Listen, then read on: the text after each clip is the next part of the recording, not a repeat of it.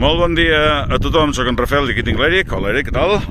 Doncs avui us hem portat el tercer cim que fem d'una tacada amb una sola ruta i és la punta del Curull. Antigament es pensava que era el sostre comarcal de les Garrigues, però no ho és, per 5 metres és un altre dels cims que hem fet amb aquesta ruta, que és la Cogulla, que el tenim just aquí davant.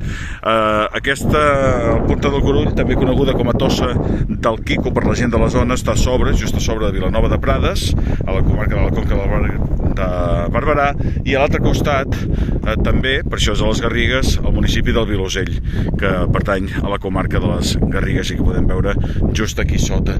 La vista és esplèndida tant per una banda com per l'altra, amb Vimbodí, Poblet, l'Espluga de Francolí, al fons de tot es pot endevinar Montserrat, aquí els plans de Sant Joan, els cingles de la Gritella, el Colomer i moltes altres coses que podem veure, i el Montsant, que el tenim doncs, just aquí davant nostre. Això és la punta del Curull dels cims de la Federació.